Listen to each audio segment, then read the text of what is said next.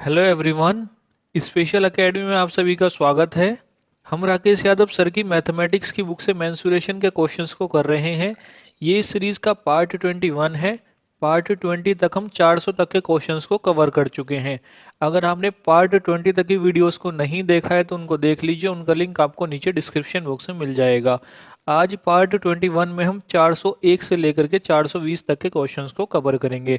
इस वीडियो की पीडीएफ का लिंक आपको हमारे टेलीग्राम चैनल पर मिल जाएगा और टेलीग्राम का लिंक आपको नीचे डिस्क्रिप्शन बॉक्स में मिल जाएगा। तो यदि आप इस लेक्चर की पीडीएफ डाउनलोड करना चाहते हैं तो आप उसे हमारे टेलीग्राम चैनल से डाउनलोड कर सकते हैं। चलिए अब हम शुरू करते हैं आज के अपने क्वेश्चंस। Question number 401। 6 सेंटीमीटर व्यास वाली गेंद को पिघलाकर 12 सेंटीमीटर व्यास वाले शंकु में परिवर्तित किया गया। शंकु की ऊंचाई ज्ञात करो। तो देखिए सिंपल क्वेश्चन है। यहाँ पर हम एक आकृति को पिघला करके दूसरी आकृति में कन्वर्ट कर रहे हैं, तो यहाँ पर इन दोनों के जो आयतन होंगे वो आपस में बराबर होंगे।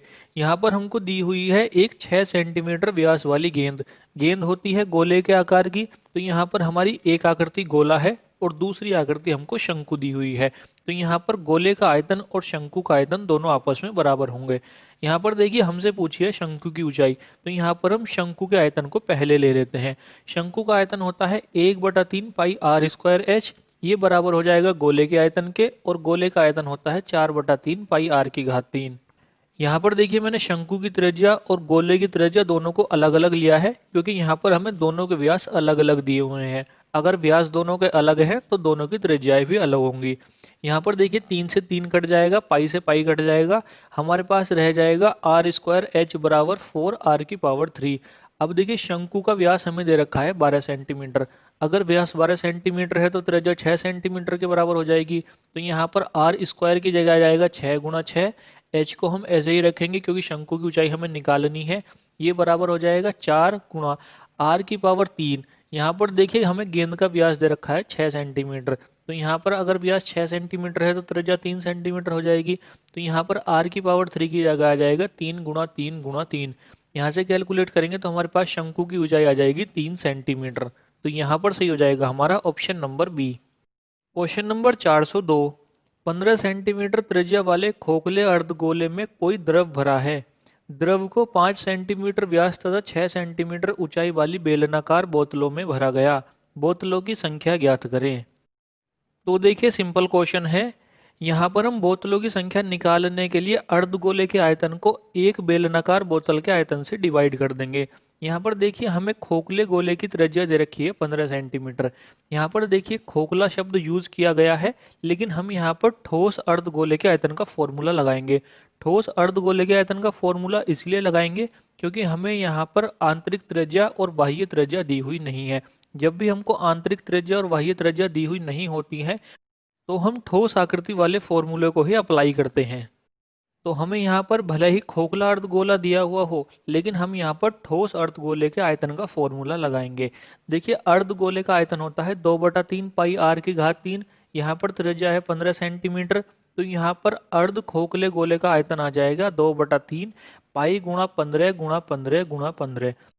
इसको हमें डिवाइड करना है एक बेलनाकार बोतल के आयतन से। बेलन का आयतन होता है पाई आर स्क्वायर एच। यहाँ पर देखिए 5 सेंटीमीटर व्यास दिया हुआ है।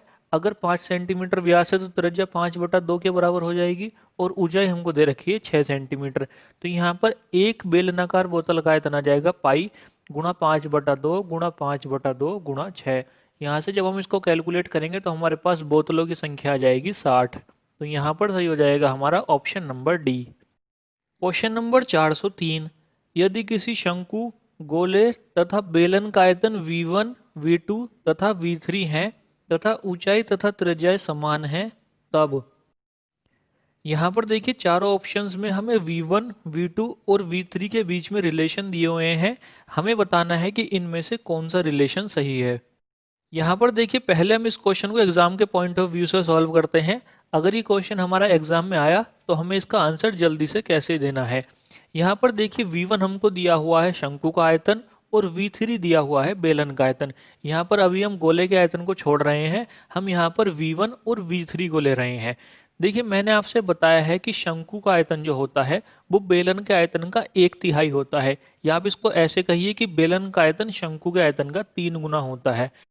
अब यहाँ पर हम क्या करते हैं, शंकु के आयतन को मान लेते हैं। हम यहाँ पर शंकु के आयतन को 1 के बराबर मानते हैं, तो यहाँ पर V1 की वैल्यू 1 हो जाएगी। अब मैंने आपसे बताया है कि बेलन का आयतन शंकु के आयतन का 3 गुना है, तो यहाँ पर V3 की वैल्यू 3 के बराबर हो जाएगी। यहाँ पर इसको याद रखिए, V1 की वैल्यू हमने 1 ली है। अगर V1 की वैल्यू 1 है तो V3 की वैल्यू 3 के बराबर हो जाएगी। अब देखिए हमारे जो चारों ऑप्शंस हैं इनमें बराबर के निशान हैं। इसका मतलब ये है कि हमें V1 और V3 को बराबर करना है। अब देखिए V1 की वैल्यू है 1 और V3 की वैल्यू है 3। अब 1 और 3 को अगर हमें बराबर करना है तो इसको हम दो तरीके से कर सकते हैं। पहला तरीका तो ये है कि हम 1 में 3 की गुणा कर लें तो वो 3 के बराबर हो जाएगा। तो यहाँ पर देखिए अगर हम V1 में 3 की गुणा करेंगे तो हमारे पास 3V1 आ जाएगा। अब यहाँ पर अगर हम अपने ऑप्शंस को देखें तो हमारा कोई भी ऑप्शन ऐसा नहीं है जिसमें 3V1 हमको दिया हुआ है। तो यहाँ पर हम V1 में 3 की गुणा नहीं करेंगे। V1 का मतलब है शंकु का आयतन, तो यहाँ पर हम शंकु के आयतन को 3 गुना नहीं कर रहे हैं। अब देखिए अगर हमने शंकु के आयतन को 3 गुना नहीं किया है और शंकु का आयतन 1 के बराबर है और बेलन का आयतन 3 के बराबर है, तो यहाँ पर अगर हमें 1 और 3 को बराबर करना है तो अब दूसरा तरीका ये है कि हम बेलन के आयतन को 3 से डिवाइड कर देंगे। तो अगर हमने बेलन का आयतन 3 लिया है और उसको हम 3 से ही डिवाइड कर देंगे तो वो 1 हो जाएगा, और हमारा शंकु का आयतन भी 1 है, तो 1 और 1 बराबर हो जाएंगे। तो यहाँ पर हमें बेलन के आयतन को 3 से डिवाइड करना है। बेलन का आयतन हमें V3 दिया हुआ है, तो यहाँ पर हमें V3 को 3 से डिवाइड करना है। अब देखिए अगर हम अपने ऑप्शंस देखें तो हमारा केवल ऑप्शन ए ही ऐसा है जिसमें V3 डिवाइड बाई 3 दिया हुआ है, तो हमारा यहीं पर ये ऑप्शन सही हो जाएगा। तो देखिए ये तो है इस क्वेश्चन को एग्जाम में सॉल्व करने का तरीका, लेकिन अभी हम एग्जाम नहीं दे रहे हैं, अभी हम क्वेश्चंस को सॉल्व करना सीख रहे हैं। तो हम यहाँ पर इस क्वेश्चन को सॉल्व करने का बेसिक मेथड भी सीख लेते हैं। यहाँ पर देखिए हमको V1 दिया हुआ है शंकु का आयतन, V2 दिया हुआ है गोले का आयतन और V3 दिया हुआ है बेलन का आयतन। इन तीनों के आयतन का जो फॉर्मूला होता है वो हमको पता है, तो हम यहाँ पर इन तीनों के आयतन का फॉर्मूले को लगा देते हैं। देखिए शंकु का आयतन होता है 1/3 पाई आर स्क्वायर एच, गोले का आयतन होता है 4/3 पाई आर की घात 3 और बेलन का आयतन होता है पाई आर स्क्वायर एच। यहाँ पर देखिए अभी हम इन तीनों के आयतन के रिलेशन को अनुपात में लेकर के चले हैं, क्योंकि अभी हमें इनके बराबर का रिलेशन नहीं पता है। तो जब तक हमें इन तीनों के आयतन के बराबर का रिलेशन पता नहीं चलता है तो हम इसको अनुपात में लेकर के चलते हैं। अब देखिए यहाँ पर इन तीनों के आयतन आ चुके हैं। अब देखिए इन तीनों के आयतन में पाई आर स्क्वायर कॉमन है, तो यहाँ पर हम क्या करते हैं, इन तीनों के आयतन को पाई आर स्क्वायर से डिवाइड कर देते हैं। जब हम पाई आर स्क्वायर से डिवाइड करते हैं तो हमारे पास आ जाता है h/3 अनुपात 4r/3 अनुपात h। अब देखिए हम क्या करते हैं, इन तीनों को ही 3 से गुणा कर देते हैं। जब हम 3 से गुणा करते हैं तो हमारे पास अनुपात आता है h अनुपात 4r अनुपात 3h। अब देखिए हमसे क्वेश्चन की दूसरी लाइन में कह रखा है कि ऊंचाई तथा त्रिज्याएं समान हैं। इसका मतलब ये है कि ऊंचाई को अगर हम h लेते हैं और त्रिज्या को r लेते हैं तो h और r दोनों आपस में बराबर हैं। तो यहाँ पर देखिए 4r की जगह हम 4h कर सकते हैं, क्योंकि r और h बराबर है। तो यहाँ पर देखिए हमारे पास अनुपात निकल करके आ जाएगा h अनुपात 4h अनुपात 3h। अब यहाँ पर हम इन तीनों को ही h से डिवाइड कर देते हैं, तो यहाँ पर हमारे पास अनुपात आ जाएगा 1:4:3। अब देखिए ये हमारे पास अनुपात आ चुका है। अब हमें इस अनुपात को बराबर में कन्वर्ट करना है। जब भी हमारे पास अनुपात में 3 वेरिएबल हों और हमें उन्हें बराबर में कन्वर्ट करना होता है तो देखिए उसका एक मेथड होता है। यहाँ पर जैसे हमको दिया हुआ है 1:4:3, यहाँ पर हम क्या करते हैं, शुरू में 1 को ढक लेते हैं। जब 1 को ढक लेते हैं या 1 को हटा देते हैं तो हमारे पास रह जाते हैं 4 और 3। ये जो हमारे पास दो वेरिएबल रह गए हम इन दोनों की कर लेते हैं गुणा। जब हम 4 और 3 की गुणा करते हैं तो हमारे पास 12 आ जाता है। तो यहाँ पर हमारे पास आ जाएगा 12, और 12 के साथ हम V1 ले लेते हैं क्योंकि हमने शंकु के आयतन को V1 लिया हुआ है। ये बराबर हो जाएगा। अब हम क्या करेंगे, 4 को ढक लेंगे। तो जब हम 4 को ढकेंगे तो हमारे पास 1 और 3 रह गए। 1 और 3 की गुणा करेंगे तो हमारे पास 3 आ जाएगा। तो यहाँ पर आ जाएगा 3V2। ये बराबर होगा, इस बार हम 3 को ढकेंगे तो हमारे पास 1 और 4 रह जाएंगे। 1 और 4 की गुणा 4 के बराबर आ जाएगी, तो ये बराबर होगा 4V2 के। अब देखिए यहाँ पर हमारा कोई भी ऑप्शन 12V1 बराबर 3V2 बराबर 4V3 नहीं है। तो यहाँ पर हम क्या करते हैं, इन तीनों को ही 12 से डिवाइड कर देते हैं। जब हम इन तीनों को 12 से डिवाइड करते हैं तो हमारे पास आ जाता है V1 बराबर V2/4 बराबर V3/3। तो यहाँ पर सही हो जाता है हमारा option number A. Question number 404, किसी कागज का प्रयोग करके उसे एक खोखले बेलन के रूप में मोड़ा गया।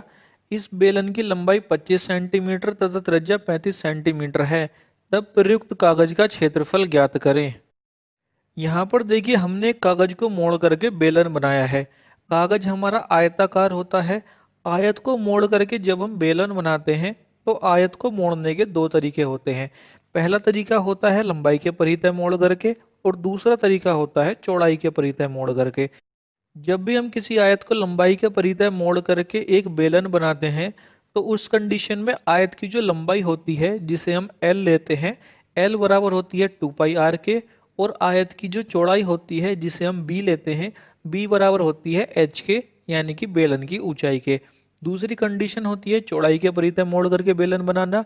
तो जब भी हम चौड़ाई के परितः मोड़ करके बेलन बनाते हैं तो उस कंडीशन में आयत की जो चौड़ाई होती है जिसे हम B लेते हैं, B बराबर हो जाता है 2πr, और आयत की लंबाई जिसे हम L लेते हैं, L बराबर हो जाती है बेलन की ऊंचाई या h के।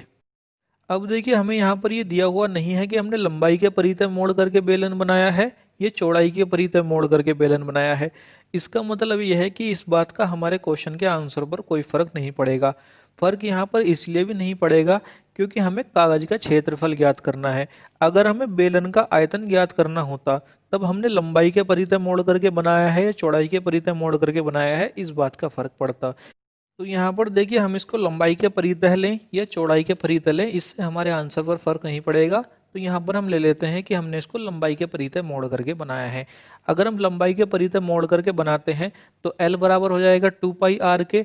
यहाँ पर हम क्या करते हैं, 2 को ऐसे ही रखते हैं, पाई की वैल्यू रख लेते हैं 22/7, और हमको त्रिज्या दे रखी है 35 सेंटीमीटर। यहाँ से कैलकुलेट करेंगे तो हमारे पास कागज की लंबाई आ जाएगी 220 सेंटीमीटर। इसके अलावा कागज की जो चौड़ाई होती है B, वो बराबर हो जाती है h के। h होती है बेलन की ऊंचाई। अब देखिए यहाँ पर आप बेलन की ऊंचाई लीजिए या बेलन की लंबाई लीजिए, एक ही बात है। बेलन की लंबाई हमको दे रखी है 25 सेंटीमीटर, तो यहाँ पर b की वैल्यू हो जाएगी 25। हमसे पूछा है कागज का क्षेत्रफल। कागज होता है आयताकार और आयत का क्षेत्रफल है लंबाई गुणा चौड़ाई। तो यहाँ पर आ जाएगा हमारा 220 गुणा 25, इन दोनों की गुणा करेंगे तो हमारे पास आ जाएगा 5500 सेंटीमीटर स्क्वायर। तो यहाँ पर सही हो जाएगा हमारा option number B. Question number 405, एक टेंट में 5 व्यक्ति रहते हैं। यदि प्रत्येक व्यक्ति को 16 वर्ग मीटर फर्श तथा 100 घन मीटर हवा चाहिए तो उस शंकु की न्यूनतम ऊंचाई क्या होगी जिसमें ये सभी व्यक्ति आ सकें। यहाँ पर देखिए हमें एक टेंट दिया गया है जो कि शंकु के आकार का है, और हमसे कहा गया है कि इस टेंट में 5 व्यक्ति रहते हैं। आगे हमसे क्वेश्चन में कहा गया है कि यदि प्रत्येक व्यक्ति को 16 वर्ग मीटर फर्श चाहिए। यहाँ पर देखिए आप इसको फर्श कहें या आधार कहें, एक ही बात है। तो देखिए अगर एक व्यक्ति को 16 वर्ग मीटर फर्श चाहिए और टेंट में रहने हैं 5 व्यक्ति, तो अगर हमें 5 व्यक्तियों के लिए फर्श चाहिए तो यहाँ पर हम 16 और 5 की गुणा कर लेंगे। तो यहाँ पर 5 व्यक्तियों के लिए जो फर्श चाहिए वो 5 गुणा 16 के बराबर हो जाएगा। यहाँ पर देखिए मैंने आपसे बताया है कि आप इसको फर्श कहें या आधार कहें, एक ही बात है। तो यहाँ पर देखिए जो फर्श है इसका जो क्षेत्रफल आया है वो 5 गुणा 16 के बराबर आया है। हम फर्श को आधार कहेंगे तो हम इसको कह सकते हैं आधार का क्षेत्रफल बराबर हो जाएगा 5 गुणा 16 के।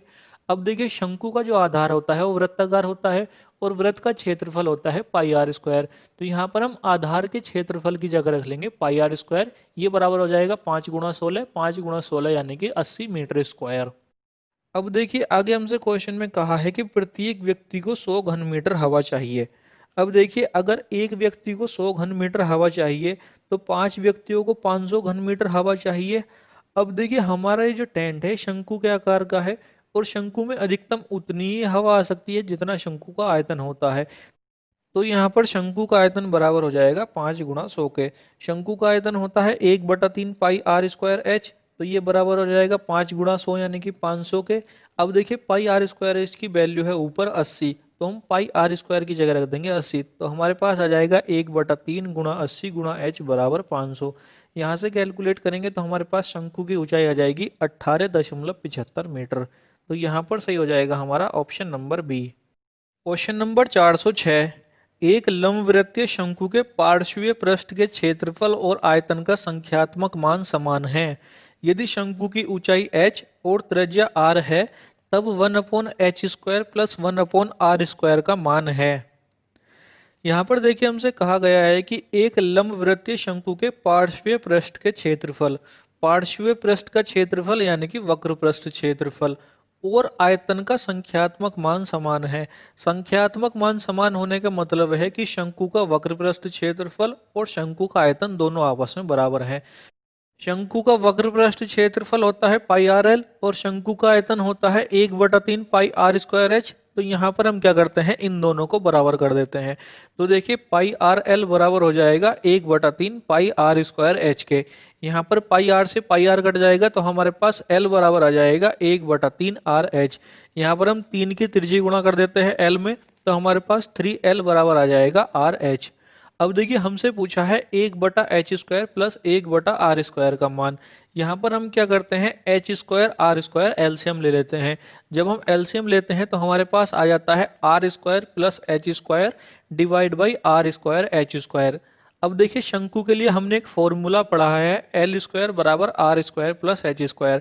तो यहाँ पर हम r² प्लस h² की जगह L² रख देंगे और ऊपर देखिए 3L बराबर आया है RH। इसका अगर हम वर्क करेंगे तो हमारे पास 9L² बराबर आ जाएगा r²h²।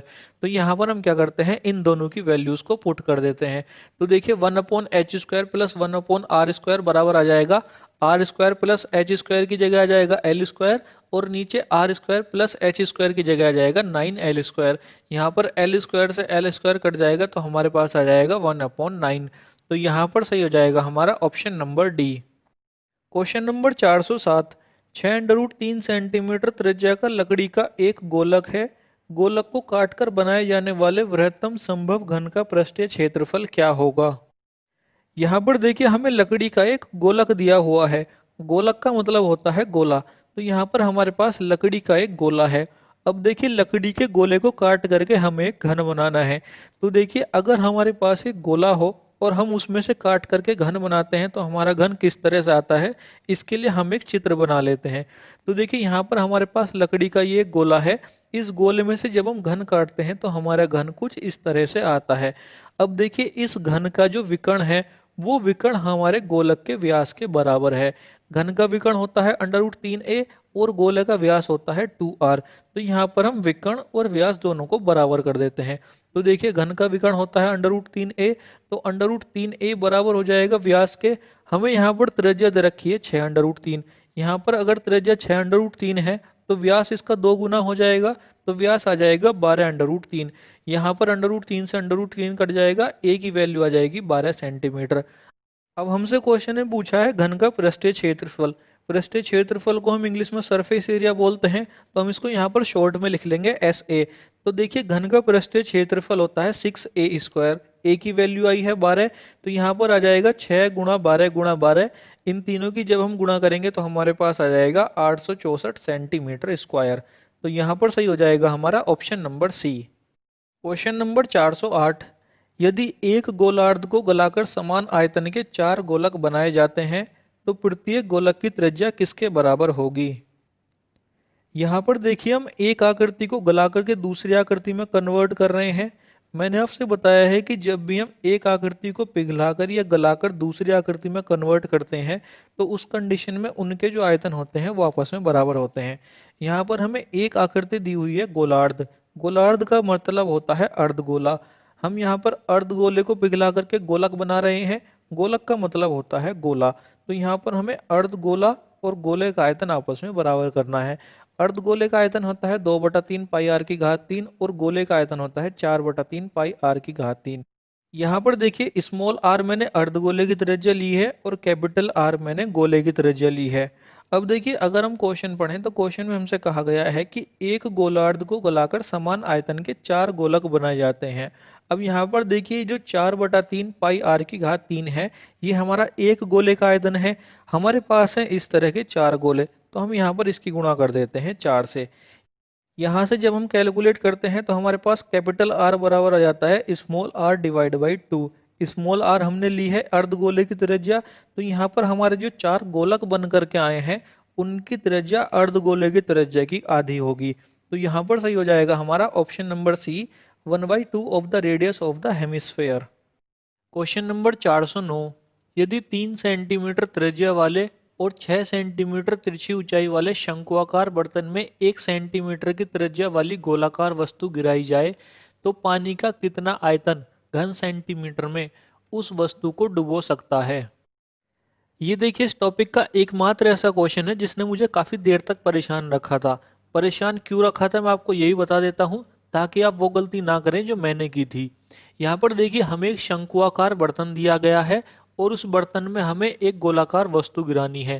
तो यहाँ पर देखिए हम शंकु को इस बार पलट करके बनाते हैं, क्योंकि हमें इसके अंदर एक गोलाकार वस्तु गिरानी है। तो देखिए यहाँ पर हमारा शंकु इस तरह का बन जाएगा। इस शंकु की त्रिज्या हमें दे रखी है 3 सेंटीमीटर, तो यहाँ पर AB की लंबाई हम 3 ले लेंगे। इसके अलावा हमें तिरछी ऊंचाई या तिर्यक ऊंचाई दे रखी है 6 सेंटीमीटर, तो यहाँ पर हम AC को ले लेते हैं 6 सेंटीमीटर के बराबर।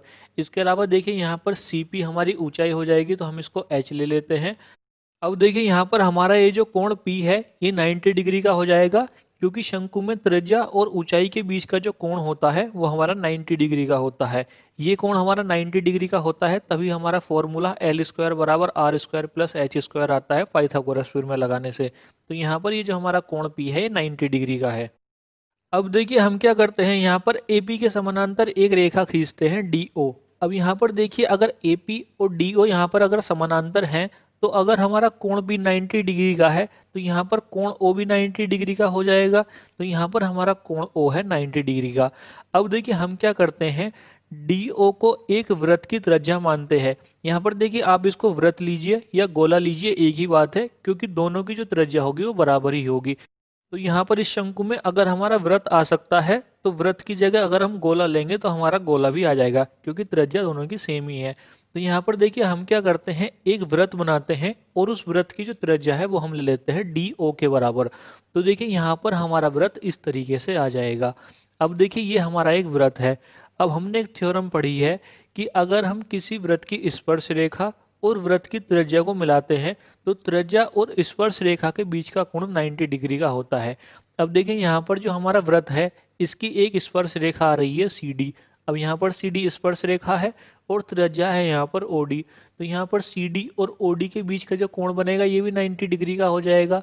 अब देखिए जो हमारा त्रिभुज है COD, अब अगर हम COD त्रिभुज को देखें तो इसमें हमारे दो कोण 90 डिग्री के हो रहे हैं। अब देखिए हमारे दो कोण 90 डिग्री के तो हो रहे हैं, जबकि एक त्रिभुज में दो कोण 90 डिग्री के नहीं हो सकते हैं, क्योंकि त्रिभुज के तीनों कोणों का योग 180 अंश होता है। अगर यहाँ पर दो कोण मिलकर के ही 180 अंश के हो जाएंगे तो यहाँ पर हमारा तीसरा कोण तो 0 अंश का हो जाएगा, और अगर तीसरा कोण 0 अंश का होगा तो फिर तो हमारा त्रिभुज बन ही नहीं पाएगा। तो यहाँ पर देखिए ये एक पॉइंट था कि यहाँ पर हमारे त्रिभुज में दो कोण 90 अंश के कैसे हो सकते हैं। तो ये एक पॉइंट था जिसने मुझे काफी देर तक परेशान रखा था। यहाँ पर आप भी इस वीडियो को यहाँ पर पॉज करके सोचिए कि यहाँ पर हमने क्या गलती की है जिसकी वजह से हमारे त्रिभुज के दो कोण 90 डिग्री के आ रहे हैं। अब देखिए मैं इस क्वेश्चन को आगे सॉल्व करना शुरू कर रहा हूँ। यहाँ पर देखिए हम क्या करते हैं, इस शंकु को यहाँ से हटाते हैं और इसकी जगह एक बड़ा सा शंकु बनाते हैं, ताकि हमें चीज़ें ज़्यादा अच्छे से दिखाई दें। यहाँ पर देखिए हम बड़ा शंकु बनाते हैं ABC। इस शंकु की त्रिज्या हमें दे रखी है 3 सेंटीमीटर, तो यहाँ पर AP भी 3 सेंटीमीटर के बराबर हो जाएगी क्योंकि ये त्रिज्या है, और BP भी 3 सेंटीमीटर के बराबर हो जाएगी क्योंकि ये भी त्रिज्या है। इसके अलावा हमको तिरछी ऊंचाई दे रखी है 6 सेंटीमीटर, तो यहाँ पर AC और BC दोनों तिरछी ऊंचाई हैं, तो यहाँ पर AC की लंबाई भी 6 सेंटीमीटर के बराबर हो जाएगी और BC की लंबाई भी 6 सेंटीमीटर के बराबर हो जाएगी। अब देखिए हम क्या करते हैं, फिर से AP के समानांतर एक रेखा खींचते हैं OD। अगर देखिए हमारा कोण P 90 डिग्री का है तो यहाँ पर हमारा कोण O भी 90 डिग्री का हो जाएगा। अब हम फिर से OD को वृत्त की त्रिज्या मान करके एक वृत्त खींचते हैं। इस बार देखिए जब हम वृत्त खींचते हैं तो हमारा वृत्त शंकु के बाहर चला जाता है। जब हमने वृत्त पहले खींचा था तो हमारा शंकु छोटा होने की वजह से हमारा वृत्त भी छोटा बना था, तो हमें वहां पर ऐसा लगा था कि हमारा वृत्त शंकु के अंदर है। जब हमने इसको बड़ा करके बनाया तो हमें यहाँ पर वास्तविकता पता चली कि हमारा ये जो वृत्त बनेगा ये शंकु के बाहर चला जाएगा। इसका मतलब ये है कि हम OD को त्रिज्या मान करके एक वृत्त नहीं खींच सकते हैं। अब हम क्या करते हैं, इस वृत्त को शंकु के अंदर फिट करते हैं। तो देखिए हमारा वृत्त शंकु के अंदर इस तरह से फिट हो जाएगा। अब देखिए हमारी जो ओडी रेखा थी ये पहले ओ से डी तक जा रही थी। जब हमने वृत्त खींच करके इसको वृत्त के अंदर किया तो देखिए ये डी पर जा करके नहीं मिल रही है, ये पहले ही रुक रही है। इसका मतलब ओडी यहाँ पर हमारी त्रिज्या नहीं हो सकती है। अब हम क्या करते हैं, इस डी को थोड़ा नीचे शिफ्ट कर लेते हैं ताकि हमारी त्रिज्या बन सके। तो यहाँ पर देखिए हमारी ओडी त्रिज्या इस तरीके से आ जाएगी। अब हमने पढ़ा है कि स्पर्श रेखा और त्रिज्या के बीच का कोण 90 डिग्री का होता है, तो यहाँ पर हमारा कोण डी 90 डिग्री का आ जाएगा। इसके अलावा हमें गोले की त्रिज्या 1 सेंटीमीटर दे रखी है, तो यहाँ पर ओडी की लंबाई को हम 1 सेंटीमीटर के बराबर ले लेंगे। ये तो हुई देखिए गोले की बात। अब हम यहाँ पर शंकु के कोणों को देखेंगे, तो यहाँ से मैं गोले को हटा रहा हूँ। यहाँ पर देखिए आपको ये बात याद रखनी है कि यहाँ पर हमारा कोण डी 90 डिग्री का है और ओडी की लंबाई 1 सेंटीमीटर के बराबर है। अब देखिए यहाँ पर हम देखते हैं शंकु के कोण। देखिए यहाँ पर हमारे जो शंकु है ए बी सी, इसकी ए सी भुजा 6 सेंटीमीटर के बराबर है क्योंकि तिर्यक ऊंचाई है। बी सी भुजा भी 6 सेंटीमीटर के बराबर है क्योंकि ये भी तिर्यक ऊंचाई है। इसके अलावा ए बी जो है ये भी 6 सेंटीमीटर के बराबर हो जाएगी क्योंकि यहाँ पर ए पी 3 सेंटीमीटर है और बी पी भी 3 सेंटीमीटर के बराबर है। तो दोनों को जब हम जोड़ेंगे तो ये हमारी ए बी भुजा भी 6 सेंटीमीटर के बराबर हो जाएगी। तो यहाँ पर देखिए जो हमारा त्रिभुज है ए बी सी, इसकी तीनों भुजाएं 6 सेंटीमीटर है। जब किसी त्रिभुज की तीनों भुजाएं बराबर होती हैं तो हम उसे समबाहु त्रिभुज कहते हैं। तो यहाँ पर हमारा ये जो त्रिभुज है ए बी सी, ये हमारा एक समबाहु त्रिभुज है। समबाहु त्रिभुज के तीनों कोण 60 डिग्री के होते हैं। तो यहाँ पर हमारा कोण ए भी 60 डिग्री का होगा, कोण बी भी 60 डिग्री का होगा और कोण सी भी 60 डिग्री का होगा। यहाँ पर हम कोण ए और कोण बी को नहीं ले रहे हैं क्योंकि हमें यहाँ पर इनकी ज़रूरत नहीं है। हम यहाँ पर कोण सी पर फोकस करेंगे। देखिए हमने समबाहु त्रिभुज में एक थ्योरम पढ़ी है कि अगर हम किसी कोण को समद्विभाजित करते हैं तो वो सामने वाली भुजा को दो बराबर भागों में डिवाइड करता है और सामने वाली भुजा पर लंब होता है। यहाँ पर देखिए हमारा जो कोण सी है, इससे हम सामने वाली भुजा पर लंब डाल रहे हैं, तो हमारा लंब जा रहा है पी और वो सामने वाली भुजा को दो बराबर भागों में भी डिवाइड कर रहा है। इसका मतलब ये है कि हमारा यहाँ पर ये जो कोण सी है ये यहाँ पर समद्विभाजित हो रहा है। तो यहाँ पर अगर हमारा पूरा कोण 60 डिग्री का था तो यहाँ पर हमारा कोण ए सी पी 30 डिग्री के बराबर हो जाएगा। यहाँ पर हम केवल कोण ए सी पी को ले रहे हैं क्योंकि हमें यहाँ पर केवल इसी की ज़रूरत है। अब देखिए हमें इस शंक्वाकार बर्तन में कुछ पानी लेना है क्योंकि उस पानी में एक गोलाकार वस्तु गिरानी है। तो यहाँ पर देखिए हम कुछ इसमें पानी भर लेते हैं। अब हम क्या करते हैं, इसमें एक गोलाकार वस्तु गिराते हैं। जब हम इसमें गोलाकार वस्तु गिराते हैं तो हमसे क्वेश्चन में कहा गया है कि पानी का कितना आयतन उस वस्तु को डुबो सकता है। तो यहाँ पर इसका ये मतलब है कि ये वस्तु डूब रही है, तो यहाँ पर हम इस गोलाकार वस्तु को पूरा डुबो लेते हैं। तो यहाँ पर देखिए पानी एम एन तक आया है और उसने इस गोलाकार वस्तु को पूरा डुबो लिया है। यहाँ पर देखिए जो हमारा पानी एम एन तक आया है ये हमारा एक शंकु के आकार में आया होगा क्योंकि ये एक शंकुआकार पात्र में भरा हुआ है। तो यहाँ पर हमारा जो एम सी एन है ये भी हमारा एक शंकु हो जाएगा। अब देखिए अगर हमें पानी का वास्तविक आयतन निकालना है कि पहले पानी कितना था गोलाकार वस्तु डालने से पहले, तो उसके लिए हमें क्या करना पड़ेगा, इस एम सी एन का आयतन निकालना पड़ेगा जो कि एक शंकु के आकार का है और इसमें से इस गोलाकार वस्तु का आयतन घटाना पड़ेगा। गोलाकार वस्तु का आयतन हम इसलिए घटाएंगे क्योंकि हमने पढ़ा है कि जब भी हम पानी में कोई वस्तु डालते हैं तो पानी का आयतन उतना ही बढ़ता है जितने उस वस्तु का आयतन होता है। तो यहाँ पर हमारा पानी का आयतन उतना ही बढ़ेगा जितना इस गोलाकार वस्तु का आयतन होगा। तो अगर हम एम सी एन के आयतन में से इस गोलाकार वस्तु का आयतन घटा देंगे तो हमारे पास पानी की वास्तविक मात्रा आ जाएगी। एमसीएन का आयतन निकालने के लिए हम शंकु के आयतन का फॉर्मूला लगाएंगे क्योंकि यहाँ पर पानी एक शंकुआकार पात्र में है, तो यहाँ पर पानी भी एक शंकु के आकार में है। तो यहाँ पर हम एमसीएन का आयतन निकालने के लिए शंकु के आयतन का फॉर्मूला लगाएंगे। शंकु का आयतन होता है 1/3 पाई आर स्क्वायर एच। अब यहाँ पर देखिए अगर हम एमसीएन की बात करें तो यहाँ पर एमसीएन की त्रिज्या है एम क्यू, तो यहाँ पर हमें एम क्यू निकालना है। और अगर हम ऊंचाई की बात करें तो ऊंचाई यहाँ पर सी क्यू के बराबर होगी। तो यहाँ पर हमें एम क्यू और सी क्यू की वैल्यूज़ फाइंड करनी है। अब देखिए हम क्या करते हैं, यहाँ पर ये जो हमारा पानी भरा हुआ है हम इसको यहाँ से हटा लेते हैं ताकि हमें चीज़ें ज़्यादा अच्छी से दिखाई दें। हम यहाँ पर केवल एम एन को रखते हैं जो कि हमारे पानी की अपर लिमिट है। अब देखिए यहाँ पर हमें फोकस करना है त्रिभुज सी डी ओ पर। तो यहाँ पर हम क्या करते हैं, इस गोले को भी हटा लेते हैं। तो देखिए अब हमारी आकृति इस तरह की आ जाएगी। अब देखिए ये जो हमारा त्रिभुज सी डी ओ है इसमें कोण डी 90 डिग्री का है। 90 डिग्री के सामने की जो भुजा होती है ये हमारी होती है कर्ण। तो यहाँ पर ओसी हमारा कर्ण हो जाएगा। इसके अलावा थीटा के सामने की जो भुजा होती है वो होती है लंब। यहाँ पर थीटा है हमारा 30 डिग्री, 30 डिग्री के सामने की जो भुजा है वो है ओडी, तो यहाँ पर ओडी हो जाएगा हमारा लंब। अब यहाँ पर बच जाएगा हमारा सीडी, तो यहाँ पर सीडी हो जाएगा आधार। अब देखिए अगर सी डी ओ हमारा एक समकोण त्रिभुज है तो यहाँ पर हम ट्रिग्नोमेट्री के फॉर्मूलों को अप्लाई कर सकते हैं। ट्रिग्नोमेट्री के फॉर्मूले हमारे समकोण त्रिभुज पर ही अप्लाई होते हैं, और सी डी ओ हमारा एक समकोण त्रिभुज है तो यहाँ पर हम ट्रिग्नोमेट्री के फॉर्मूलों को अप्लाई कर सकते हैं।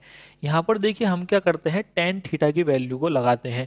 टेन थीटा बराबर होता है लंब बटे आधार। यहाँ पर थीटा है हमारा 30 डिग्री, तो टेन थीटा बराबर हो जाएगा लंब।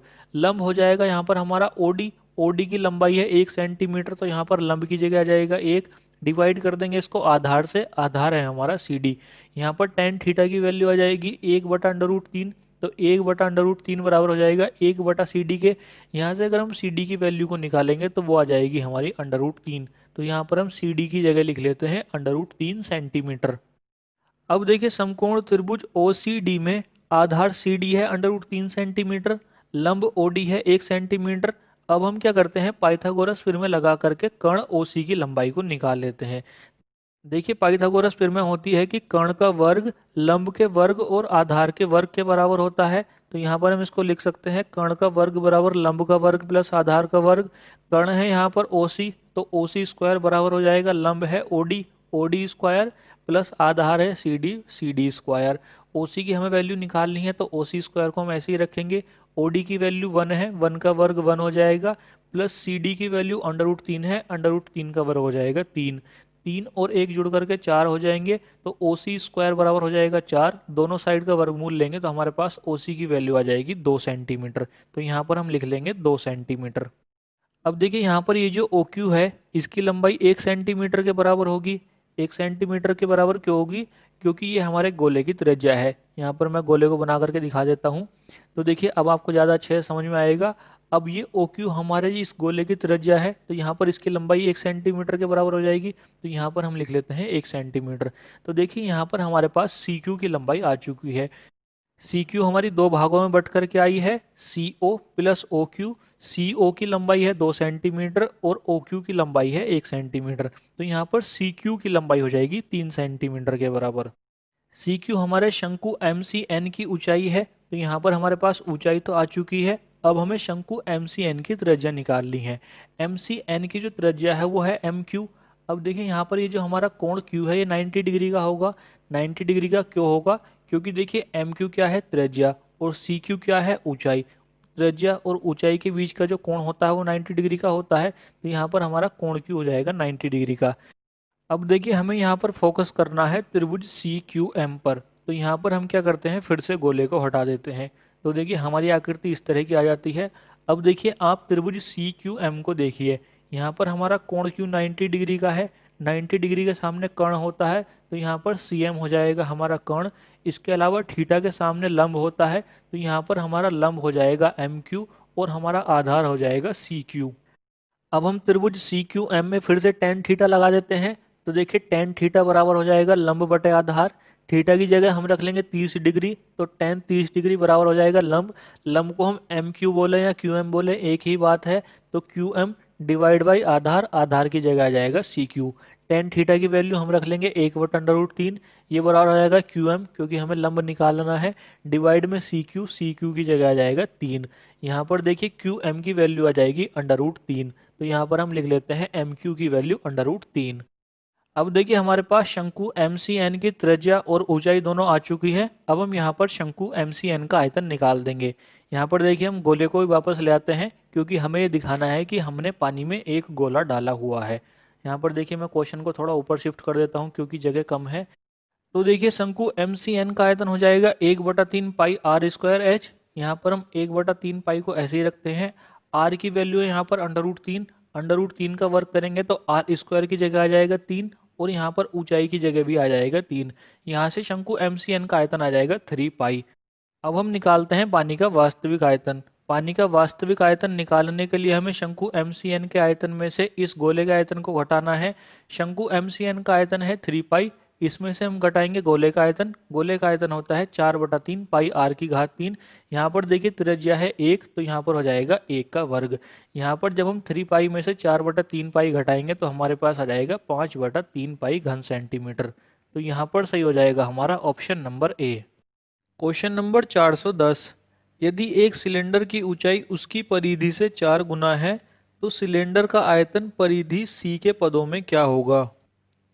यहाँ पर देखिए हमसे पहली लाइन में कहा हुआ है कि एक सिलेंडर की ऊंचाई उसकी परिधि से 4 गुना है।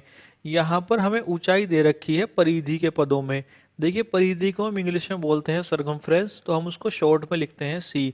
तो यहाँ पर देखिए अगर ऊंचाई परिधि से 4 गुना है तो हम इसको लिख सकते हैं h बराबर 4c। इसके अलावा किसी भी वृत्त की जो परिधि होती है वो 2πr के बराबर होती है, तो हम c बराबर 2πr लिख सकते हैं। अब हमसे क्वेश्चन में पूछा है सिलेंडर का आयतन परिधि के पदों में। अब देखिए सिलेंडर को हम हिंदी में बोलते हैं बेलन। बेलन का आयतन होता है पाई आर स्क्वायर एच। अब यहाँ पर देखिए हमें h की वैल्यू दे रखी है 4c, तो हम h की जगह 4c रख सकते हैं। तो हमारे पास आ जाएगा पाई आर स्क्वायर इंटू 4c। अब देखिए इस आर स्क्वायर को हम r इंटू आर लिख सकते हैं और 4 को हम 2 गुणा 2 लिख सकते हैं। तो हमारे पास इक्वेशन आ जाएगी पाई गुणा आर गुणा 2 गुणा 2 गुणा सी। अब देखिए हमने यहाँ पर ये जो 4 को 2 गुणा 2 लिखा है, इसमें से हम 1 2 को पहले ले आते हैं। तो देखिए हमारे पास आयतन आ जाएगा 2 गुणा पाई गुणा आर गुणा 2 गुणा सी। अब देखिए यहाँ पर ये शुरू में 2 पाई आर आ रहा है, 2 पाई आर की जगह हम सी रख देंगे। तो हमारे पास आ जाएगा सी इंटू आर इंटू 2 इंटू सी। अब देखिए जो यहाँ पर 2 है हम इसको आर से पहले लिख लेते हैं। तो हमारे पास आ जाएगा सी इंटू 2r इंटू सी। अब देखिए यहाँ पर ये बीच में 2r है, हमारी परिधि होती है 2πr। तो यहाँ पर अगर हमें पाई मिल जाएगा तो हम इसकी जगह फिर से c रख देंगे। तो यहाँ पर हम क्या करते हैं पाई से गुणा कर लेते हैं और पाई से डिवाइड कर लेते हैं। तो हमारे पास आ जाएगा c गुणा 2πr into C divide by pi. अब इस 2πr की जगह हम c रख देंगे तो हमारे पास आ जाएगा c गुणा c डिवाइड बाई पाई। यहाँ पर c को हम c की पावर 3 लिख देंगे तो हमारे पास आ जाएगा c की पावर 3 डिवाइड बाई पाई। तो यहाँ पर सही हो जाएगा हमारा option number B. Question number 411। एक गोलक और लंबवृत्तीय बेलन की त्रिज्या 3 सेंटीमीटर है। यदि उनका आयतन समान है तो बेलन का वक्र पृष्ठ क्षेत्रफल कितना है। यहाँ पर देखिए हमसे कहा गया है कि एक गोलक और लंबवृत्तीय बेलन की त्रिज्या 3 सेंटीमीटर है। यहाँ पर हमें गोले और बेलन दोनों की त्रिज्या 3 सेंटीमीटर के बराबर दे रखी है। इसका मतलब दोनों की त्रिज्याएं बराबर हैं। इसके अलावा आगे हमसे क्वेश्चन में कहा है कि यदि उनका आयतन समान है। अब देखिए बेलन का आयतन होता है पाई आर स्क्वायर एच और गोले का आयतन होता है 4/3 पाई आर की घात 3। यहाँ पर हमें ये दोनों बराबर दिए हुए हैं तो हम इनको यहाँ पर बराबर कर लेते हैं। तो देखिए पाई आर स्क्वायर एच बराबर हो जाएगा 4/3 पाई आर की घात 3 के। यहाँ पर हम आर की घात 3 को आर स्क्वायर इंटू आर लिख रहे हैं। यहाँ पर हमें त्रिज्याएं बराबर दी हुई हैं तो यहाँ पर हम बेलन की त्रिज्या और गोले की त्रिज्या दोनों को ही स्मॉल आर के बराबर ले रहे हैं। यहाँ पर देखिए पाई आर स्क्वायर से पाई आर स्क्वायर कट जाएगा, हमारे पास आ जाएगा h बराबर 4/3 इंटू आर। आर की वैल्यू हमें 3 सेंटीमीटर दे रखी है तो हम आर की जगह 3 रख लेंगे तो हमारे पास यहाँ से h की वैल्यू आ जाएगी 4 सेंटीमीटर। अब देखिए हमसे क्वेश्चन ने पूछा है बेलन का वक्र पृष्ठ क्षेत्रफल। बेलन का वक्र पृष्ठ क्षेत्रफल होता है 2 पाई आर एच। यहाँ पर देखिए हम 2 को ऐसे ही रखेंगे, पाई की जगह आ जाएगा 22/7, आर की जगह आ जाएगा 3 और एच की जगह आ जाएगा 4। यहाँ पर जब हम कैलकुलेट करेंगे तो ये आ जाएगा हमारे पास 528 डिवाइड बाई 7। इसको जब हम सही बटे के रूप में लिखेंगे तो ये लिखा जाएगा 75 सही 3/7 सेंटीमीटर स्क्वायर। तो यहाँ पर सही हो जाएगा हमारा option number A. Question number 412। आधार त्रिज्या 7 सेंटीमीटर और ऊंचाई 20 सेंटीमीटर वाले लंबवृत्तीय बेलन का कुल सतह क्षेत्रफल कितना होगा। तो देखिए सिंपल क्वेश्चन है। यहाँ पर हमसे बेलन का कुल सतह क्षेत्रफल पूछा है। कुल सतह क्षेत्रफल को हम इंग्लिश में बोलते हैं total surface area. Total surface area को हम शॉर्ट में लिखेंगे TSA। बेलन का कुल सतह क्षेत्रफल होता है 2 पाई आर एच प्लस आर। 2 को हम ऐसे ही रखेंगे, पाई की जगह आ जाएगा 22/7, त्रिज्या हमको दे रखी है 7 सेंटीमीटर तो आर की जगह आ जाएगा 7, ब्रैकेट ऊंचाई हमको दे रखी है 20 सेंटीमीटर तो एच की जगह आ जाएगा 20 और आर की जगह आ जाएगा 7। यहाँ पर देखिए 7 से 60 कट जाएगा तो हमारे पास 2 गुणा 22 रह जाएगा। 2 गुणा 22 हो जाएगा 44, और ब्रैकेट में 20 प्लस 7 जुड़ करके हो जाएंगे 27। 44 और 27 की गुणा करेंगे तो हमारे पास आ जाएगा 1188 सेंटीमीटर स्क्वायर। तो यहाँ पर सही हो जाएगा हमारा option number D. Question number 413। एक लंबवृत्तीय बेलन की आधार त्रिज्या और वक्र सतह क्षेत्रफल क्रमशः r यूनिट और 4 पाई आर एच वर्ग यूनिट है, तो बेलन की ऊंचाई क्या है? तो देखिए ये भी सिंपल क्वेश्चन है। यहाँ पर हमें बेलन की आधार त्रिज्या दे रखी है r यूनिट, और वक्र सतह क्षेत्रफल दे रखा है 4 पाई आर एच। वक्र सतह क्षेत्रफल को हम वक्र पृष्ठ क्षेत्रफल भी बोलते हैं। बेलन का वक्र पृष्ठ क्षेत्रफल होता है 2 पाई आर एच। तो यहाँ पर देखिए हमें 2 पाई आर एच की वैल्यू दे रखी है 4 पाई आर एच। यहाँ पर देखिए जब हम 2 पाई आर एच लिखते हैं तो त्रिज्या हमें आर दे रखी है तो हम इसको आर ही लिख रहे हैं, लेकिन ऊंचाई को हम यहाँ पर कैपिटल एच ले रहे हैं, क्योंकि हमें आगे 4 पाई आर एच में स्मॉल एच दे रखा है, तो यहाँ पर हम त्रिज्या को कैपिटल एच ले रहे हैं। तो देखिए यहाँ पर 2 पाई आर कैपिटल एच बराबर है 4 पाई आर एच के। यहाँ पर जब हम कैलकुलेट करेंगे तो हमारे पास कैपिटल एच की वैल्यू आ जाएगी 2 स्मॉल एच। तो यहाँ पर सही हो जाएगा हमारा option number D 2h units. Question number 414 है।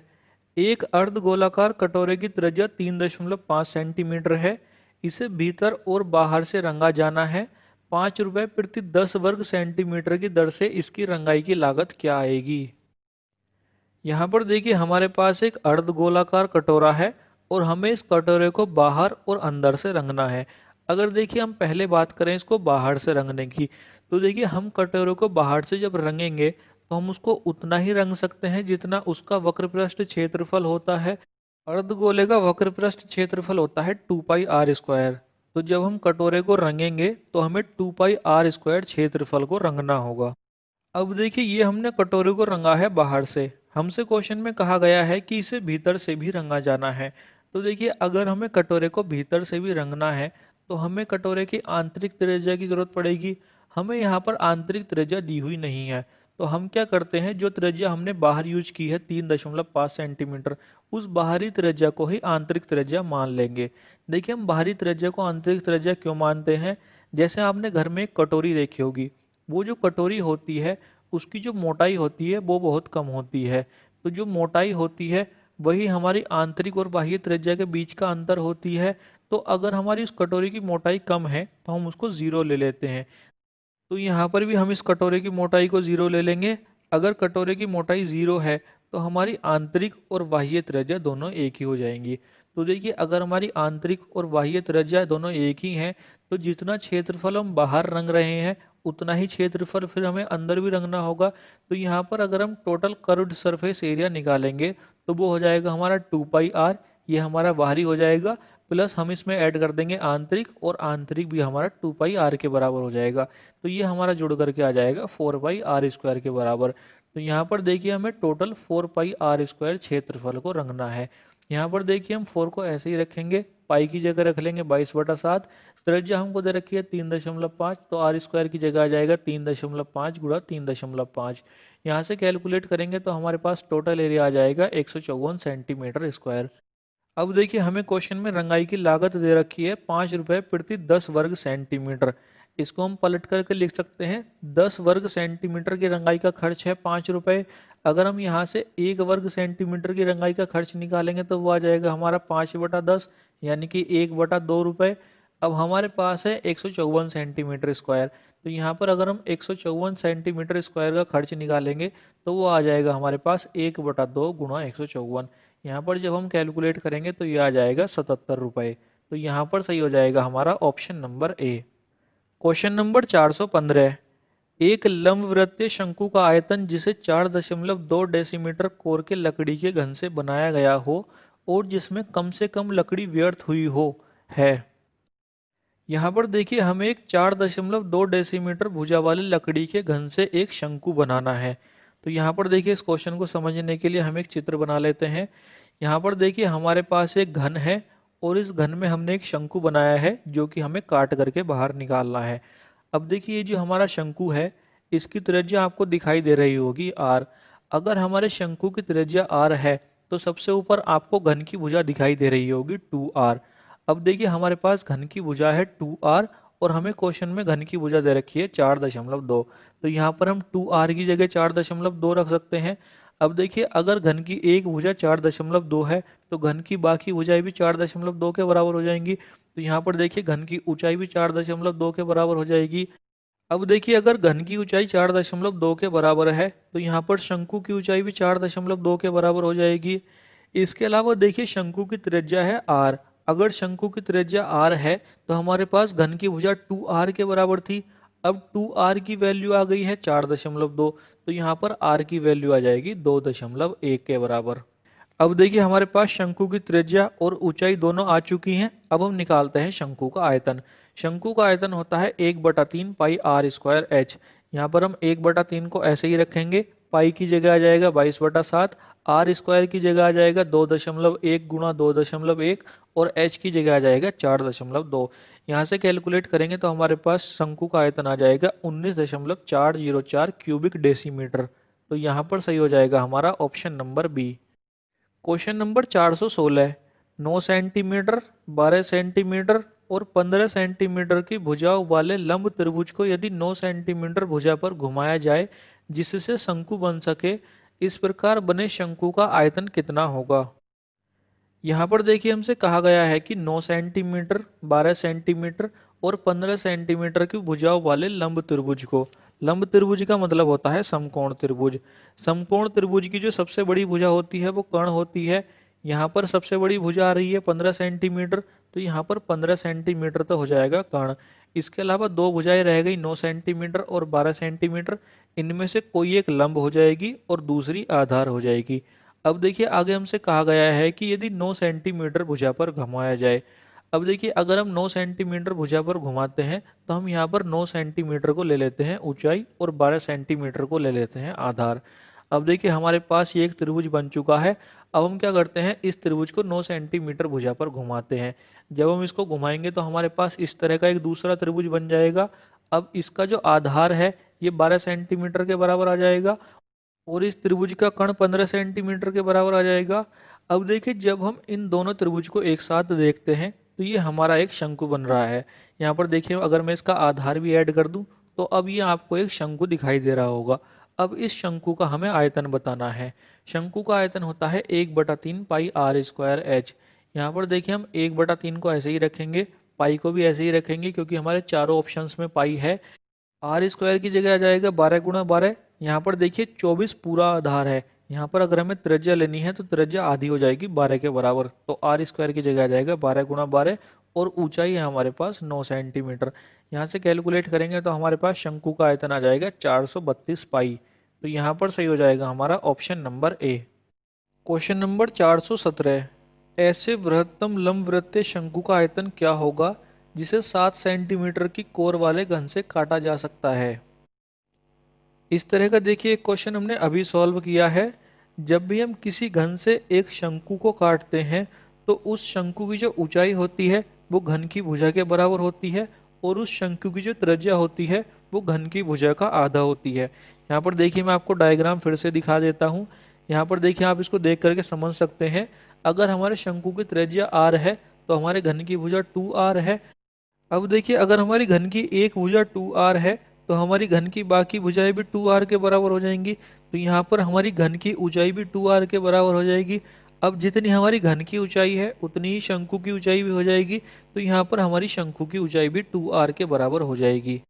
अब देखिए हमें घन की भुजा दे रखी है 7 सेंटीमीटर, तो यहाँ पर 2r बराबर हो जाएगा 7 सेंटीमीटर के। अब देखिए अगर 2r 7 सेंटीमीटर के बराबर है तो यहाँ पर हमारी शंकु की त्रिज्या है r के बराबर। तो यहाँ पर हमारी शंकु की त्रिज्या आ जाएगी 7/2 के बराबर। इसके अलावा देखिए हमारी शंकु की जो ऊंचाई है वो घन की भुजा के बराबर है और घन की भुजा है 7 सेंटीमीटर। तो यहाँ पर हमारी शंकु की ऊंचाई भी 7 सेंटीमीटर के बराबर हो जाएगी। अब देखिए हमसे क्वेश्चन में पूछा है शंकु का आयतन। शंकु का आयतन होता है 1/3 पाई आर स्क्वायर एच। यहाँ पर हम 1/3 को ऐसे ही रखते हैं, पाई की जगह आ जाएगा 22/7, आर स्क्वायर की जगह आ जाएगा 7/2 गुणा 7/2 और एच की जगह आ जाएगा 7। यहाँ से कैलकुलेट करेंगे तो हमारे पास शंकु का आयतन आ जाएगा 89.83 घन सेंटीमीटर। तो यहाँ पर सही हो जाएगा हमारा option number C. Question number 418, 1 centimetre और 6 सेंटीमीटर त्रिज्या के दो ठोस धात्विक गोलों को पिघलाने पर 1 सेंटीमीटर मोटाई का खोखला गोला बनता है। खोखले गोले की बाहरी त्रिज्या क्या होगी? यहाँ पर देखिए हम दो ठोस गोलों को पिघला करके एक खोखला गोला बना रहे हैं।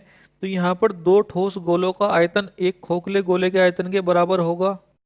अब देखिए यहाँ पर जब हम आयतन निकालेंगे तो ठोस गोलों का आयतन निकालने में तो हमें कोई दिक्कत नहीं होगी, लेकिन जब हम खोखले गोले का आयतन निकालेंगे तो यहाँ पर हमें थोड़ी सी प्रॉब्लम फेस करनी पड़ सकती है। इसलिए हम यहाँ पर खोखले गोले को समझ लेते हैं। यहाँ पर देखिए हम क्या करते हैं, एक खोखला गोला बना लेते हैं। तो देखिए ये हमारा एक खोखला गोला है।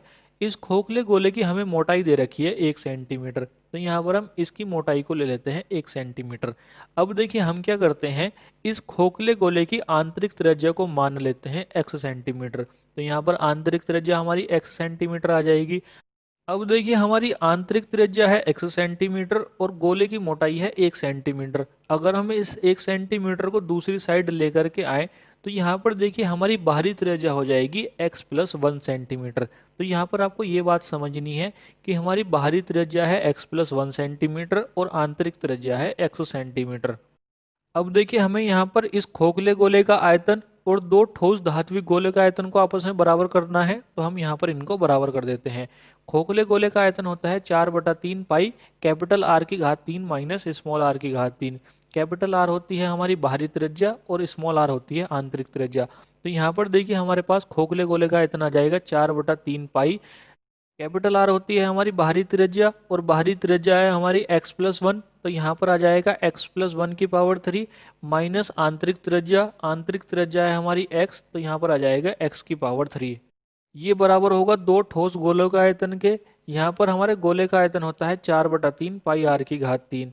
यहाँ पर अगर हम 1 सेंटीमीटर वाले गोले का आयतन निकालेंगे तो वो आ जाएगा हमारा 4/3 पाई ए की घात 3। ए की घात 3 हमारी 1 के बराबर ही हो जाएगी।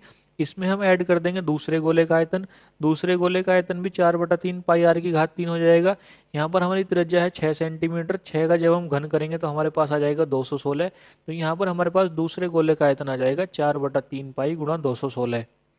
अब देखिए बराबर से पहले हम ब्रैकेट में x+1 की पावर 3 का ब्रैकेट ओपन कर देंगे। तो यहाँ पर हमारे पास आ जाएगा 4/3 पाई। x+1 की पावर 3 की जगह आ जाएगा x की power 3 plus 1 plus 3x bracket x+1 minus x की पावर 3 हमारा ऐसे ही रहेगा। ये बराबर हो जाएगा। बराबर के बाद हम 4/3 पाई कॉमन ले लेंगे तो हमारे पास आ जाएगा 1 प्लस 216। 4/3 पाई से 4/3 पाई कट जाएगा और ब्रैकेट के अंदर x की पावर 3 से x की पावर 3 कट जाएगा। तो हमारे पास आ जाएगा 1 plus 3x bracket x plus 1 बराबर 1 प्लस 216। 1 से 1 कट जाएगा, हमारे पास आ जाएगा 3x ब्रैकेट x प्लस 1 बराबर 216। अब देखिए हमारे पास ये एक इक्वेशन आ चुकी है। अब यहाँ से इसको सॉल्व करने के दो तरीके हैं। एक तरीका है कि हम 3x की गुणा कर दें x+1 में और हमारे पास द्विघात समीकरण आ जाएगी और हम उस द्विघात समीकरण को सॉल्व कर ले। दूसरा तरीका है कि हम x की जगह वैल्यू को पुट करके देखें। जो x की वैल्यू इस इक्वेशन को सेटिस्फाई कर देगी वो x की वैल्यू हमारी सही हो जाएगी। अब देखिए जब भी हमारे पास इस तरह की कंडीशन आती है तो हम उस कंडीशन में वैल्यू पुटिंग मेथड को प्रेफरेंस देते हैं। यहाँ पर जब हम वैल्यू को पुट करते हैं तो उससे क्या होता है, हम कैलकुलेशन से बच जाते हैं। तो यहाँ पर भी हम क्या करेंगे, x की जगह वैल्यू को पुट करेंगे। अब देखिए यहाँ पर अगर हम x की जगह 1, 2 या 3 रख करके अपनी इक्वेशन को सॉल्व करना शुरू करेंगे तो यहाँ पर हमारा काफ़ी सारा टाइम कंज्यूम हो जाएगा। टाइम कंज्यूम इसलिए हो जाएगा क्योंकि देखिए हमारे जो 3x x+1 है इसकी वैल्यू हमें 216 के बराबर लानी है। तो अगर हम 1, 2, 3 रखेंगे तो ये वैल्यू हमारी काफ़ी कम रह जाएगी। ये हमको सामने दिखाई दे रहा है। तो इसलिए देखिए हम क्या करते हैं, यहाँ पर x बराबर 9 रखते हैं सीधा। x बराबर 9 किस लिए रख रहे हैं, क्योंकि देखिए ब्रैकेट में है हमारे पास x+1। तो यहाँ पर जब हम 9 + 1 करेंगे तो ये 10 हो जाएगा। तो यहाँ पर हमारी कैलकुलेशन आसान हो जाएगी, इसलिए हम यहाँ पर x की जगह 9 ले रहे हैं। जब हम x की जगह 9 लेते हैं तो देखिए 3x की जगह आ जाएगा 3 गुणा 9 यानी कि 27 और ब्रैकेट में आ जाएगा 9 + 1 यानी कि 10। 27 और 10 की गुणा करेंगे तो हमारे पास आ रहा है 270। अब देखिए हमारे पास आ रहा है 270, जबकि आना चाहिए 216। इसका मतलब x बराबर 9 हमारी जो वैल्यू है ये ज़्यादा है। अब हम क्या करते हैं, x की एक वैल्यू कम लेते हैं, तो यहाँ पर हम रखते हैं x बराबर 8। जब हम x बराबर 8 रखते हैं तो 3x की जगह आ जाएगा 3 गुणा 8 यानी कि 24, और ब्रैकेट में आ जाएगा 8 प्लस 1 यानी कि 9। 24 और 9 की गुणा करते हैं तो हमारे पास आ जाता है 216। इसका मतलब ये है कि यहाँ पर x बराबर 8 हमारी वैल्यू सही है। अब देखिए हमारे पास x की वैल्यू आ चुकी है 8। हमसे पूछिए खोखले गोले की बाहरी त्रिज्या।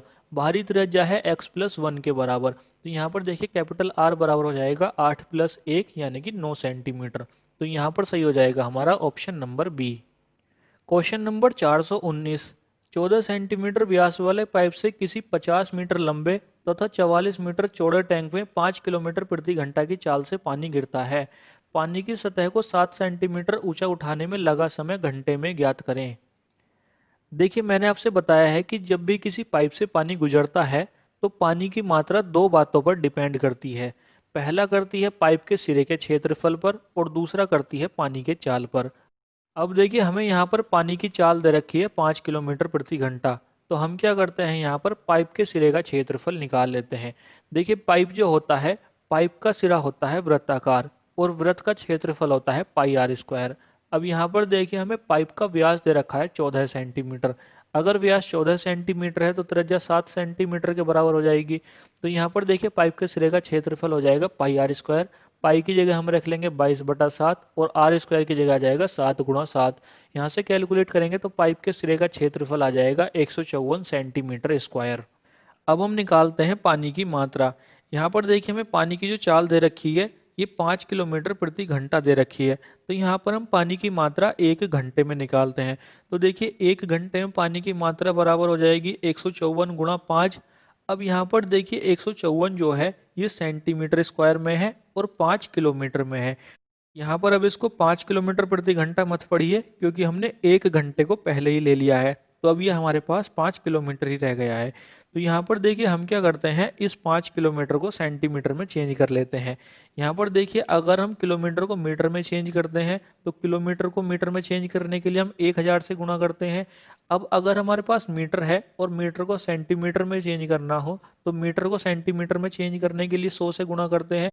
तो यहाँ पर देखिए 1 घंटे में पानी की मात्रा बराबर आ जाएगी 154 × 5 × 1000 × 100 घन सेंटीमीटर।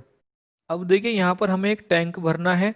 इस टैंक की लंबाई दे रखी है 50 मीटर, चौड़ाई दे रखी है 44 मीटर, और हमें पानी की सतह 7 सेंटीमीटर ऊंची उठानी है। तो यहाँ पर ऊंचाई हो जाएगी 7 सेंटीमीटर। अब देखिए यहाँ पर जो ऊंचाई है ये सेंटीमीटर में है।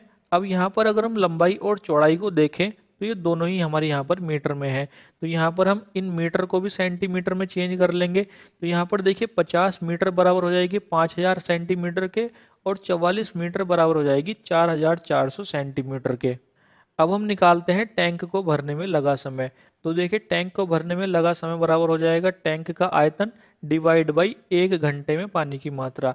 टैंक का आयतन हो जाएगा लंबाई गुणा चौड़ाई गुणा ऊंचाई। टैंक की लंबाई आ गई है हमारे पास 5000 सेंटीमीटर, चौड़ाई आ गई है 4400 सेंटीमीटर, और ऊंचाई है हमारे पास 7 सेंटीमीटर। इसको हम डिवाइड करेंगे 1 घंटे में पानी की मात्रा से। 1 घंटे में पानी की मात्रा है 154 × 5 × 1000 × 100। यहाँ से कैलकुलेट करेंगे तो हमारे पास समय आ जाएगा 2 घंटे। तो यहाँ पर सही हो जाएगा हमारा option number A. Question number 420। 1.5 hectare क्षेत्रफल वाले छत से 5 सेंटीमीटर वर्षा हुई। एकत्रित वर्षा के पानी का आयतन घन मीटर में ज्ञात करो। यहाँ पर देखिए हमें छत का क्षेत्रफल दिया हुआ है 1.5 हेक्टेयर। यहाँ पर अगर हम पहले हेक्टेयर की बात करें तो देखिए 1 हेक्टेयर जो क्षेत्रफल होता है उसका मतलब होता है 100 मीटर लंबा और 100 मीटर चौड़ा कोई क्षेत्रफल। 100 मीटर लंबा और 100 मीटर चौड़े की जब हम गुणा करके निकालते हैं तो हमारे पास आ जाता है 10,000 मीटर स्क्वायर। तो 1 हेक्टेयर बराबर होता है 10,000 मीटर स्क्वायर के। अब यहाँ पर छत का क्षेत्रफल है 1.5 हेक्टेयर। तो 1.5 हेक्टेयर को जब हम मीटर स्क्वायर में चेंज करेंगे तो हमारे पास आ जाएगा 1.5 गुणा 10,000 मीटर स्क्वायर। तो यहाँ पर ही आ जाएगा हमारे पास 15,000 मीटर स्क्वायर। अब हम निकालते हैं एकत्रित वर्षा के पानी का आयतन। एकत्रित वर्षा के पानी का आयतन होगा लंबाई गुणा चौड़ाई गुणा ऊंचाई। अब यहाँ पर देखिए हमने लंबाई गुणा चौड़ाई को पहले ही निकाल लिया है 15,000 मीटर स्क्वायर। तो यहाँ पर हम लंबाई गुणा चौड़ाई की जगह रख देंगे 15,000, इसकी गुणा कर देंगे ऊंचाई से, और ऊंचाई हमको दे रखी है 5 सेंटीमीटर। अब देखिए ये सेंटीमीटर में है और हमसे आयतन पूछा है मीटर की घात 3 में, तो यहाँ पर हम सेंटीमीटर को मीटर में कन्वर्ट करेंगे। सेंटीमीटर को मीटर में कन्वर्ट करने के लिए हम 100 से डिवाइड कर देंगे, तो यहाँ पर हमारे पास आ जाएगा 5/100 मीटर। यहाँ से कैलकुलेट करेंगे तो हमारे पास पानी का आयतन आ जाएगा 750 घन मीटर। तो यहाँ पर सही हो जाएगा हमारा ऑप्शन नंबर बी। तो आज की वीडियो के लिए बस इतना ही। आज की वीडियो अगर आपको पसंद आई हो तो इसे लाइक कीजिए, नहीं पसंद आई तो डिसलाइक कीजिए, और डिसलाइक क्योंकि ये नीचे कमेंट सेक्शन में ज़रूर बता दीजिएगा। इस वीडियो की पीडीएफ का लिंक आपको हमारे टेलीग्राम चैनल पर मिल जाएगा, और टेलीग्राम का लिंक आपको नीचे डिस्क्रिप्शन बॉक्स में मिल जाएगा। तो यदि आप इस लेक्चर की पीडीएफ डाउनलोड करना चाहते हैं तो आप उसे हमारे टेलीग्राम चैनल से डाउनलोड कर सकते हैं। जय हिंद, जय भारत।